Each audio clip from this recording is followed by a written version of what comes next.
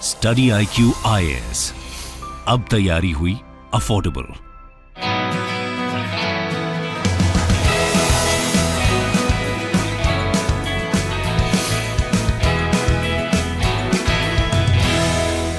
नमस्कार दोस्तों, चाइना के अंदर नेशनलिज्म काफी ज्यादा देखने को मिलता है। ठीक है, नेशनलिज्म होना चाहिए, देश के लिए प्रेम होना चाहिए, वो बात ठीक है, लेकिन आज एक बहुत ही अजीब चीज देखने को मिला। जैसा कि आपको पता होगा, जापान के जो फॉर्मर प्राइम मिनिस्टर रह चुके हैं शिंजो आबे, आज उनको गोली मारकर हत्या कर दी गई। लेकिन चाइना के अंदर वहां पर काफी ज्यादा सेलिब्रेट किया गया। स्पेशली अगर आप देखोगे तो जो सोशल मीडिया है वहां पर आपको ऐसे ऐसे बयान मिलेंगे जो कि मैं आपको आगे बताऊंगा कि लोगों के द्वारा सेलिब्रेट किया जा रहा है। ये आप देख सकते हो, Shinzo Abe assassinated, how Chinese celebrated the attack, term the shooter a hero. तो यहां पर इस तरह के बयान दिए जा रहे हैं।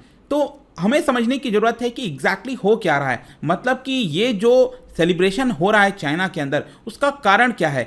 जापान और चाइना की इतिहास क्या रहा है वो मैं आपको बताऊंगा। शिंजो आबे को क्यों नहीं लोग लाइक करते वो भी मैं आपको बताऊंगा।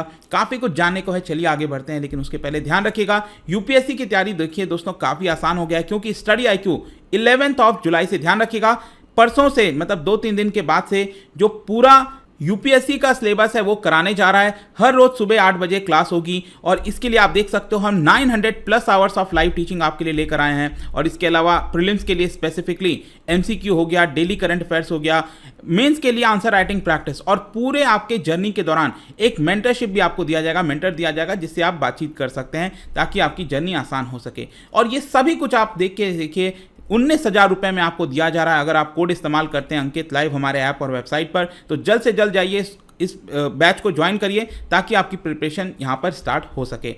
इसके अलावा अगर आप MCQs अटेम्प्ट करना चाहते हैं तो मेरे इंस्टा पेज पर जा सकते हैं, वहाँ पर स्टोरीज में जितने भी MCQs हैं उसको आप अटेम्प्ट कर पाएंगे। चलिए शुरुआत करते हैं और सबसे पहले देखते हैं एग्जैक्टली अभी हो क्या रहा है। जैसा कि आपको पता होगा कि जापान के अंदर सुबह के करीब 11:30 बज रहा था और भारत में आप कह सकते हैं लगभग 8 बजे थे सुबह के। तब खबर आती है कि यहाँ पर जो फॉर्मर प्राइम मिनिस्टर हैं शिंजो आबे, उनको गोली मारकर हत्या कर दी गई। तो बाकी का जो विश्व का हिस्सा है वो इस न्यूज़ को देख ही रहा था, समझ रहा था। लेकिन दूसरी तरफ आप देखिए जो सोशल मीडिया है, चाइनीज सोशल मीडिया है, वहाँ पर अलग अलग प्रकार के बयान दिए जा रहे थे और एनिमी इस तरह का मॉक किया जा रहा था शिंजो आबे के इस डेथ के ऊपर। जहाँ तक शिंजो आबे के डेथ की बात है तो मैं यहाँ पर फिर से बता दूँ, वैसे मैंने सुबह वीडियो बनाया था, दैट इज़ कि वो इलेक्शन कैंपेन कर रहे थे नारा, वहाँ पर एक शहर है नारा, और स्ट्रीट में कैंपेनिंग चल रही थी और वहीं पर 2 गोली, मतलब बताया जा रहा है कि 2 गोली उनके ऊपर मारा गया और वो ग्राउंड पर वहीं पर गिर गए। और इसकी वजह से आप देख सकते हो यहाँ पर जो रिपोर्टर्स थे उनका कहना था कि ऑलमोस्ट उनकी डेथ हो चुकी थी, मतलब कंफर्म नहीं हुआ था, कंफर्म काफ़ी घंटों के बाद आया है, यहाँ पर पता चला कि हाँ फाइनली उनकी जो है मृत्यु हो गई है। वैसे जापान में मैं आपको बता दूँ कि जो ऑफिशियल कंफर्मेशन होता है डेथ का, उसके पहले जो है यहाँ पर कार्डियोपल्मोनरी अरेस्ट जो है इस तरह के बयान दिए जाते हैं और फाइनली जाकर यहाँ पर जापान में जो है उसका ऑफिशियल अनाउंसमेंट कर दिया गया। वैसे जापान के अंदर मैंने सुबह के वीडियो में बताया भी था, दैट इज गन वायलेंस जो है वो काफ़ी रेयर है, क्योंकि जापान में बंदूक लेना काफ़ी ज़्यादा मुश्किल होता है, आसान नहीं है, आपको बहुत सारे जो है एग्जामिनेशन पास करने होंगे तब होता है। पॉलिटिकल वायलेंस भी बहुत ज़्यादा नहीं है, काफ़ी एक्सट्रीमली रेयर देखने को मिलता है। और जहाँ तक मिस्टर आबे की बात है तो उनके पास सिक्योरिटी पुलिस काफ़ी अच्छे से थी, लेकिन जो पर्सन है वो कहीं ना कहीं उससे बच निकला और काफ़ी करीब आ गया था शिंजो आबे के और उसने वहाँ पर गोली चला दी। और इसीलिए बताया जा रहा है कि क्योंकि जापान अपने आप को काफ़ी ज़्यादा सेफ मानता है इस सभी मामलों में, और इसीलिए काफ़ी ज़्यादा शॉकिंग है कि इतने बड़े प्रोमिनेंट पर्सनैलिटी की स्ट्रीट में गोली मारकर हत्या कर दी जाती है। और इसीलिए आप देख सकते हो प्राइम मिनिस्टर मोदी का वापस से फिर से बयान आया सुबह, क्योंकि डेथ कंफर्म नहीं हुआ था तो उन्होंने जस्ट कहा था कि I am very shocked. Again यहाँ पर आप देख सकते हो जब ये डेथ कंफर्मेशन आया तो उन्होंने कहा कि ये जो ट्रैजिक डिमाइस है on one of my dearest friend, देखिए इस तरह के शब्द प्रयोग किए गए हैं डियरेस्ट फ्रेंड का, तो काफ़ी ज़्यादा क्लोज रिलेशन था, इसी से आप समझ सकते हो। He dedicated his life to make Japan and the world a better place. और इसी को लेकर यहाँ पर भारत के अंदर आप सोचिए हमने एक दिन का यहाँ पर जो नेशनल मॉर्निंग है वो भी रखा है, तो कल 9 जुलाई को एक दिन का नेशनल मॉर्निंग भी ऑब्जर्व किया जाएगा। लेकिन यहाँ पर मैं आप बताना चाहता हूँ कि ये सारी चीज़ें चल रही थी, लेकिन जो चाइनीज़ सोशल मीडिया आपको पता होगा वहाँ पर कई सारे जो ट्विटर हो गया बाकी चीज़ें बैन हैं, तो वीबो हो है, WeChat हो गया, काफ़ी ज़्यादा जैसे ये खबर आती है तो चाइना के अंदर ये जो सोशल मीडिया है काफ़ी ज़्यादा बज़ करने लगा। और इसका मेन कारण यही था कि वहाँ पर जिस तरह के जोक्स दिए जा रहे थे इन पूरे इंसिडेंट्स को लेकर, लोग मॉक कर रहे थे, मीम्स बनाए जा रहे थे, मतलब एक प्रकार का आप कह सकते हो बहुत से लोगों के द्वारा जो नेशनलिस्ट, एक्सट्रीम नेशनलिस्ट आप कह सकते हैं, उनके द्वारा इसको सेलिब्रेट किया जा रहा था। और कई लोग इसको इसको रिलेट कर रहे थे with 7th July anniversary of Marco Polo bridge incident. Actually क्या हुआ था कि मैं आपको आगे इनफैक्ट बताऊंगा अभी, लेकिन जापान ने इन्वेजन किया था काफ़ी लंबे समय पहले, 1937 में जापान ने इन्वेजन किया था और उस समय मार्को पोलो ब्रिज का इंसिडेंट हुआ था, उसको गिराया गया था 7 जुलाई को, और उसी के बाद से ये पूरा स्टार्ट हो जाता है। अगर आप देखें तो जो जापानीज इन्वेजन है चाइना के अंदर वो स्टार्ट होता है, तो उसको इससे रिलेट किया जा रहा था कहीं ना कहीं। और इसीलिए आप देखिए यहाँ पर जो अलग अलग सोशल मीडिया है चाइना के अंदर, उसमें ये सारी चीज़ें लिखी गई हैं। मैं आपको थोड़ा बहुत बताता हूँ, जैसे thank you anti Japan hero, इसको हीरो के तौर पर बता रहे हैं, कुछ लोग कह रहे हैं पार्टी टाइम। और साथ ही साथ मैं आपको अचंभित करने वाली बात ये भी बताता हूँ, दैट इज ग्लोबल टाइम्स। आपने सुना होगा चाइना का जो माउथ पीस है ग्लोबल टाइम्स ने, देखिए यहाँ पर क्या लिखा कि ये जो शिंजो आबे की मृत्यु की गई है, हत्या की गई है यहाँ पर, तो उसको लेकर जो एंटी चाइना एजेंडा है वो जापान के द्वारा चलाया जाएगा। मतलब इस तरह से जो चाइना है वो यहाँ पर चीज़ों को रिएक्ट कर रहा है। और यही नहीं, मैं इनफैक्ट आपको बताऊं तो यहाँ पर कई लोग ये भी कह रहे थे इसी मैनर में, जिस तरह से जापान के प्राइम मिनिस्टर को गोली मारा गया है, वैसे ही जो कोरियन काउंटर पार्ट है, अब मैं कोरिया बोल रहा हूँ तो ऑब्वियस सी बात है साउथ कोरिया के जो प्राइम मिनिस्टर हैं उनकी भी इसी तरह से हत्या करनी चाहिए। कुछ लोग कह रहे हैं कि मैं एक एक्स्ट्रा बॉल ऑफ राइस खा के यहाँ पर सेलिब्रेट करूँगा। इनफैक्ट कुछ लोगों का ये भी कहना था कि जो इल इफेक्ट है अमेरिकनाइजेशन का, वो आपको पता ही है कि इस समय यूएस और चाइना के बीच में ऑलरेडी काफ़ी ज़्यादा टेंशन्स देखने को मिलता है। तो यहाँ पर ये लोग का कहना था कि जिस प्रकार से जापान जो है वो अमेरिकनाइज्ड हो गया है, अमेरिका का काफ़ी ज़्यादा इन्फ्लुएंस आया है, उसी को लेकर ब्लेम किया गया है जिस तरीके का इंसिडेंट, क्योंकि जो गन वायलेंस है वो अमेरिका के अंदर आपने काफ़ी ज़्यादा देखा होगा। लेकिन हमारे लिए जरूरी है, यहाँ पर इंपॉर्टेंट हो जाता है कि आखिरकार ये सारी चीज़ें क्यों हो रही हैं, क्या बैकग्राउंड रहा है। तो देखिए, जहाँ तक अगर हम बात करें चाइना और जापान के रिलेशंस का, तो काफ़ी लंबा इतिहास, वॉर हो गया, राइवलरी हो गया, सब कुछ आपको देखने को मिलेगा। इनफैक्ट इनका काफ़ी deep historical and cultural ties है, क्योंकि अगर आप इसका देखोगे तो काफ़ी ज़्यादा क्लोज हैं दोनों देश। तो इस मामले में अगर हम देखें तो काफ़ी इन्फ्लुएंस आपको देखने को मिलता है, चाहे इनका राइटिंग सिस्टम है, आर्किटेक्चर है, कुजीन है, कल्चर है, लिटरेचर, रिलीजन, फिलॉसफी, बहुत सारी चीज़ों में कॉमन चीज़ें आपको देखने को मिलेगी। लेकिन इनकी जो एम्यूनिटी है, मतलब कि जिस तरह की कट्टरता है दोनों देश के बीच में, उसका एक मेन कारण है कि जापानीज जो वॉर हुआ था, जो इतिहास रहा है पूरा जापानीज वॉर का और इंपीरियलिज्म का, मतलब जापान आपको पता है काफ़ी बड़ा इंपीरियलिस्ट एक प्रकार का देश था उस समय 1950s के पहले, और स्पेशली मैरी टाइम जो डिस्प्यूट देखने को मिलता है जापान का, अगर आप देखोगे जापान चाइना के बीच में, यहाँ पर ईस्ट चाइना सी है। तो ये जो पूरा अगर आप एरिया देखो, स्पेशली यहाँ पर नीचे अगर आप देखिए तो ryukyu आइलैंड बोला जाता है, यहाँ पर शिंकाकू आइलैंड भी बोला जाता है, चाइना इसको शिंकाकू आइलैंड कहता है। तो चाइना इस पूरे आइलैंड को क्लेम करता है, जापान करता है कि नहीं ये हमारा आइलैंड है। तो वैसे अभी प्रेजेंट में अगर आप देखिए तो जापान का प्रेजेंस है इन पूरे आइलैंड्स के ऊपर, लेकिन चाइना क्लेम करता है कि नहीं हमारा है, और इसीलिए लगातार कई बार फाइटर जेट्स वगैरह चाइना के द्वारा इधर भेजे जाते हैं।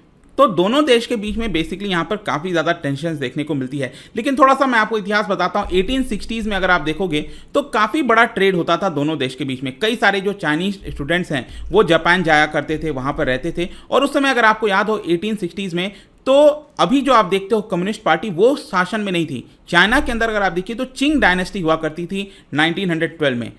तो इसी की वजह से कई सारे जो चाइनीज पॉलिटिकल एक्टिविस्ट थे वो जापान में अपना बेस बना रखे थे, ताकि ये जो चिंग डायनेस्टी है उसके खिलाफ यहाँ पर लिख सकें, बोल सकें। तो ये सब कुछ देखने को मिलता था। लेकिन आगे चलकर क्या हुआ, 10-20 साल के बाद 1880 से लेकर 1945 के बीच में बहुत ज़्यादा वॉर देखने को मिला दोनों देश के बीच में। जापान ने यहाँ पर इन्वेड किया था, स्पेशली ताइवान हो गया, यहाँ पर इन्वेजन किया था, मंचूरिया वाला जो पूरा एरिया हो गया यहाँ पर, और साथ ही साथ ये जो कोस्टल सिटीज़ आप देखोगे ना यहाँ पर, ये वाला जो पूरा पार्ट है, यहाँ पर जापान ने ये इन्वेजन कर दिया था। और इसी की वजह से आज भी दोनों देश के बीच में इन सभी चीज़ों को लेकर टेंशन्स देखने को मिलता है। ऑल्दो जापान जब हार गया था वर्ल्ड वॉर 2 के बाद 1945 के बाद से, तो उसने यहाँ पर विड्रॉ कर लिया था, लेकिन उसका इफेक्ट आज भी देखने को मिलता है। 1950s के बाद भी टेंशन्स बना रहा, कोल्ड वॉर हो, कोरियन वॉर हो, या फिर जापान ने जिस तरह के वॉर क्राइम्स किए थे, और बताया भी जाता है, ये बात सही है कि जापान ने काफ़ी ज़्यादा वॉर क्राइम किया था यहाँ पर जब उसने इन्वेजन किया था चाइना के अंदर, मंचूरिया वाला जो पूरा इलाका है। तो उसी को लेकर यहाँ पर बार बार जस्टिस मांगा जाता था, ग्रीवियंसेस देखे जाते थे, तो टेंशन्स लगातार बढ़ता रहा। और इसीलिए आप कह सकते हैं कि आज भले ही यहाँ पर दोनों के बीच में ट्रेड काफ़ी ज़्यादा, इनफैक्ट बिजनेसेस काफ़ी ज़्यादा होते हैं, लेकिन टेंशन्स भी देखने को मिलता है। इसका एक रीसेंट उदाहरण मैं आपको बताऊं तो कई सारे जो बिजनेस थे यहाँ पर, फैक्ट्रीज थी, उसको जापान ने विड्रॉ कर लिया। जापान का कहना है कि यहाँ पर चाइना जो है वो जीरो कोविड पॉलिसी अपना रहा है, जिसकी वजह से यहाँ पर वर्क नहीं हो पा रहा है, प्रोडक्शन नहीं हो पा रहा है, इसी की वजह से हमें यहाँ पर विड्रॉ करना पड़ रहा है। तो ये सब चीज़ें आपको लगातार देखने को मिलेगी। और चाहे जब भी आप स्पोर्ट्स में भी अगर आप देखिए, ओलंपिक्स वगैरह में जब भी चाइना और जापान आमने सामने आते हैं तो वो टेंशन आपको देखने को मिलता है। तो ये तो इनका थोड़ा बहुत इतिहास है। जहाँ तक शिंजो आबे की बात है तो he was never liked by China. China के जो लोग हैं वो शिंजो आबे को तो कतई पसंद नहीं करते थे, स्पेशली क्योंकि उनकी जो क्लोजनेस थी भारत और ताइवान के साथ। यहाँ पर अगर आप देखो, जो ताइवान है उनके साथ काफ़ी अच्छा शिंजो आबे रिलेशन रखना चाहते थे, इसको इंडिपेंडेंट करार देना चाहते थे, और भारत के साथ तो अच्छा रिलेशन था ही शिंजो आबे का। तो चाइना को ये जाहिर सी बात है कभी भी पसंद नहीं आएगा। और स्पेशली आपको याद होगा, क्वाड को बनाने का जो ब्रेन चाइल्ड है एक प्रकार से वो शिंजो आबे ही हैं। क्वाड को बनाने, आज हम देखते हैं ना ऑस्ट्रेलिया, यूएसए, इंडिया, जापान साथ में जो क्वाड होते हैं, तो इसका मेन कारण शिंजो आबे हैं। उन्होंने इस चीज़ को रखा था 2007 में। इसके अलावा आपको पता ही है कि प्राइम मिनिस्टर मोदी के साथ काफ़ी क्लोज रिलेशन है, और जब प्राइम मिनिस्टर मोदी गुजरात के सीएम थे, चीफ मिनिस्टर, उस समय भी यहाँ पर वो जापान अक्सर विजिट पर जाया करते थे और शिंजो आबे के साथ काफ़ी अच्छा रिलेशन हुआ करता था। तो ये सब कारण है दोस्तों। फाइनली कंक्लूजन देखिए, Shinzo Abe again longest serving prime minister रहे जापान के। 2006 से 7 के बीच में 1 साल के लिए उन्होंने यहाँ पर प्राइम मिनिस्टरशिप संभाला था, फिर अगेन 2012 से 2020 के बीच में। तो इसी की वजह से he is the longest serving prime minister.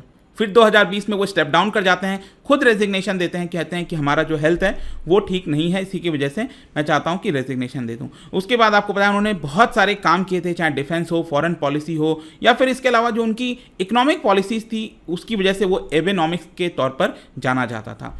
तो ये सब कुछ है दोस्तों। आई होप कि यहाँ पर आपको कुछ जानने को मिला होगा जापान और चाइना के बारे में। और काफ़ी दुखद है ये चीज़ कि शिंजो आबे जैसे व्यक्ति के लिए यहाँ पर जिस तरह का मजाक उड़ाया गया, सेलिब्रेशन किया गया, बिल्कुल सही नहीं है। वैसा ही कुछ हमें शायद कोविड में भी अगर आपको याद हो, देखने को मिला होगा कि जब भारत के अंदर इतनी सारे जो लाशें हैं जल रही थी कोविड के दौरान, तो उस समय भी वैसा ही कुछ दृश्य चाइना के अंदर देखने को मिला था। उन्होंने काफ़ी मजाक उड़ाया था।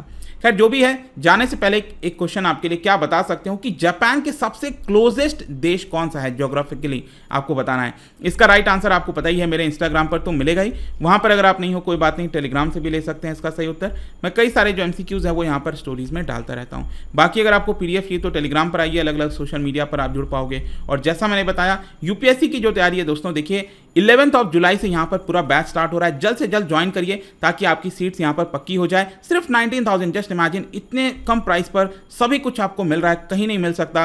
प्राइसेस बढ़ते जाएंगे। Join this course as soon as possible. I hope कि वीडियो आपको पसंद आया होगा। मिलता हूँ आपसे next time. Till then, thank you very much, see you soon. Good afternoon, my name is Aman Sai and I have taken the Study IQ Pre-Com Mains program for my UPSC preparation, and I'm very happy with my decision because the polity class which is being taken by Shashank sir has been very helpful and fruitful for me, and I am under the mentorship of Om Dwivedi sir. I spoke to Om sir on a couple of occasions and he has been nothing but very supportive. Every time that I spoke to him was a good experience for me because he understood my problems, which is primarily regarding my preparation along with my job. He has his suggestions that I try to incorporate in my day-to-day life has been very fruitful, and slowly and steadily on a personal level I have been making progress in my preparation. So I would like to thank Om Dwivedi sir as well as Shashank sir for their efforts in my preparation. Thank you. Study IQ IAS, अब तैयारी हुई affordable.